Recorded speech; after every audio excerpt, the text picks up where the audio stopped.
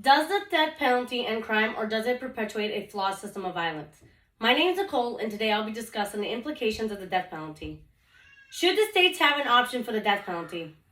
Through extensive hours of research, like many others, I was interested in the pros and cons of the death penalty. But after all my research, the cons outweigh the pros. When a person murders or hurts another person, is death the right kind of retribution? Let me enlighten you on some of the topics for the death penalty.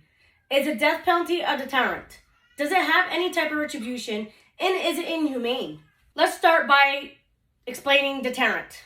A deterrent is a thing that discourages or intends to discourage someone from doing something.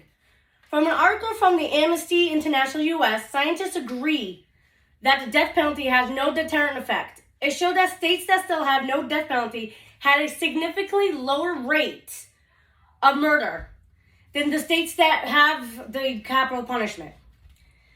Claims that each execution deter a certain number of murders were discredited by social science. People who commit murders do it mostly in the heat of the moment, under the influence of drugs or alcohol, mental illness, giving little to no thought to their acts. The few that plan their crimes usually tend to avoid getting caught, and some hope to get caught just to be executed. It showed that in a 2009 survey of criminologists revealed that the only 88% believed that the death penalty was not a deterrent to murder. The death penalty is not a proven deterrent to murder. It is worth extensive costs, risk of error, uncertainty of completion, and other problems that are inherent to the practice. Death penalty is not a proven deterrent to murder. It is worth extensive costs, risks, error, uncertainty of completion, and other problems that are inherent to its practice. On the political level, the deterrent, the value of the death penalty is often taken for granted without careful examination of the research or a consideration for a less risky alternative. This is especially relevant given the death use has been declining dramatically.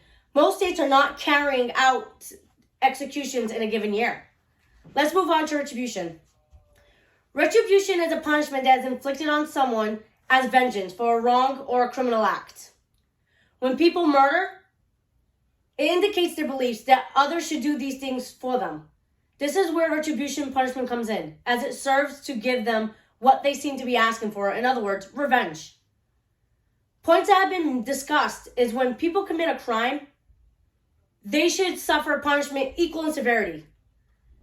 This is a good moral sense. If a person receives a punishment, they deserve, that is bad in moral sense, to punish an innocent person, or conversely inflict more serious punishment on someone.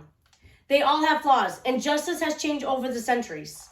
Those who have lost their loved ones in terrible crimes have the right to see the person responsible held to account to a fair trial, without recourse to the death penalty. In opposing the death penalty, they're not trying to minimize or condone crimes. Many families who lost loved ones have said they generally cannot relieve the suffering. Most of the time, it doesn't even help the victims of the family. It doesn't do no reconciliation, meaning accepting that the crime can't be undone, but it can decide how they want to live afterwards. Furthermore, the death penalty doesn't work for today's society. It's inhumane. Methods of execution have included firearms, hanging, the electric chair, and lethal injections. All of these are cruel and unusual. One particular case in 2014, an Oklahoma prisoner named Clinton Lockwood was subjected to a botched execution. Things started on a rough note. While the execution team hunted a viable vein, they realized they didn't even have the right needles. It took at least 16 pokes to get the IV inserted. Lockwood was in clear distress that the blinds had to be closed to those who were viewing the execution. The execution was immediately stopped. Lockwood had died 43 minutes later after a heart attack. This was after the first drug was administered. It is not well clear if the drug that was administered was the blame of the botched execution, but it did play a major role that increased the botchedness of the execution. Given the fact, can't you definitely see that it is as humane? What makes a death penalty distinctive from a life in prison that the judgment can be reversed? It is final punishment. What happens if new information reveals that the prisoner was innocent? In 2000, Professor James Liebman from Columbia Law School released a study examined that every capital conviction appealed between 1973 to 1995 had found that there was a high error rate across the country. More than 90% of the states had given the death penalty sentence, having an overall error rate of 52% higher. 85% of all states had error rates, and 60 or higher is more recent analysis from a 2014 collection, data from all death sentences between 1973 and 2004. They estimated around 1 in 25 of those given a death sentence likely had been incorrectly convicted. For the Amnesty International US, the death penalty is also very costly to taxpayers versus life in prison with no parole.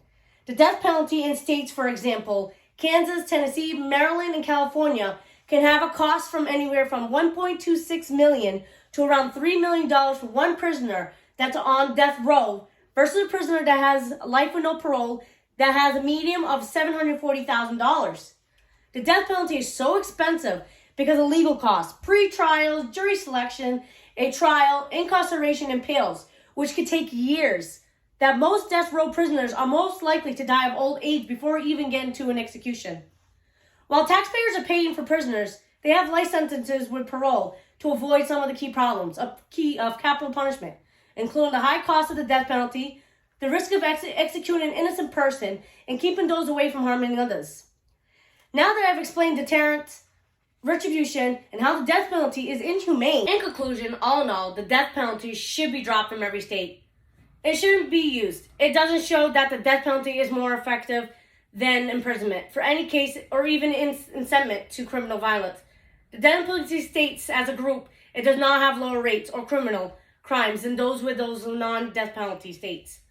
As a society, we have the duty to end practice that can cause so much harm and yet produces little way to benefit. Let us take a stance and end the death penalty in every state. Thank you.